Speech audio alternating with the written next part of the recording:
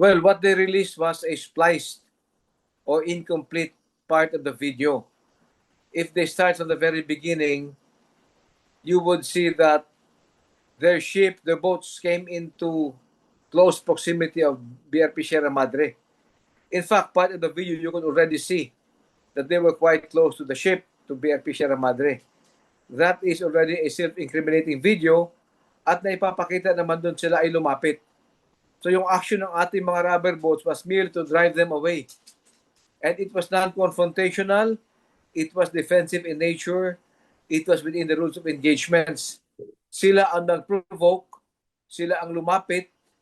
So what they are showing is a spliced or incomplete version of the video. If they show the full context of the video that they took, it will be incriminated against them. It will be self-incriminating.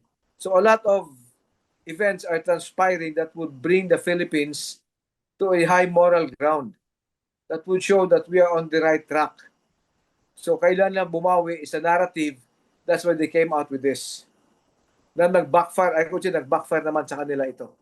Alam mo, ito namang ganitong pangyayari, this is because of the illegal presence in our maritime zones. So long as they are there illegally, the potential for any coercive and aggressive action will always be there. To include the deceptive messaging. Yung pinapalabas ng Chinese embassy is part of malign influence.